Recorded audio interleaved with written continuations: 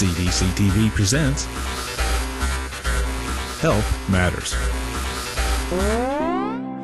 Today, more than half of the alcohol consumed by adults in the U.S. occurs during a pattern of behavior known as binge drinking, a risky behavior that can lead to illness, injury, and even death. The National Institute on Alcohol Abuse and Alcoholism defines binge drinking as consumption that raises blood alcohol content to 0.08%, the cutoff point for driving while impaired in all 50 states.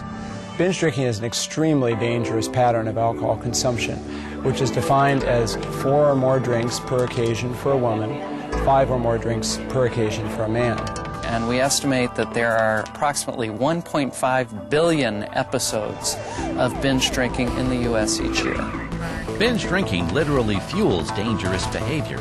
Binge drinkers are 14 times more likely to report driving drunk than non-binge drinkers. 88% of impaired driving events are caused by binge drinkers. Binge drinking is associated with over half of the 79,000 alcohol attributable deaths that we estimate occur in the United States each year. Though many doctors consider binge drinking to be a dangerous health behavior, many Americans think that binge drinking is socially acceptable. Alcohol is the most widely available drug of intoxication in our society. This dangerous pattern of overconsumption contributes to illness, injury, and death through car crashes, violence, HIV/AIDS, and more. Binge drinking is also associated with a wide range of health and social problems, including unintended pregnancy, sexually transmitted diseases, interpersonal violence, and the list goes on and on. The truth is that most binge drinkers are adults who drink too much on occasion. We estimate that about 70% of the 1.5 billion episodes of binge drinking that occur in the United States each year involve people who are 26 years and older. The majority of alcohol problems are caused by people who think that they're not problem drinkers.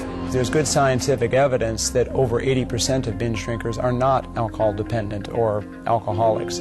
Unlike other high-risk health behaviors, the risk of binge drinking goes up with socioeconomic status. In fact, binge drinkers most commonly make more than $50,000 a year.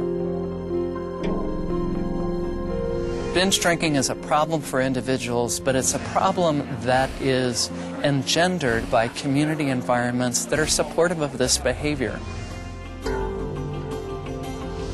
We need to implement effective community-based strategies to prevent binge drinking. The single most effective thing we could do to reduce binge drinking would be to increase alcohol taxes. So too is reducing the number of places where people can purchase alcohol in a community. Reducing days and hours of sale is another important strategy. Communities need to create an environment that discourages underage and binge drinking. We need to maintain and also enforce the age 21 minimum legal drinking age. Armed with these strategies, communities can begin to fight back against the proliferation of alcohol outlets, advertising, and drink specials. We need to denormalize binge drinking as a pattern of alcohol consumption. It is far too risky and harmful a pattern of drinking. Binge drinking, it's a clear health threat for the drinker and for society.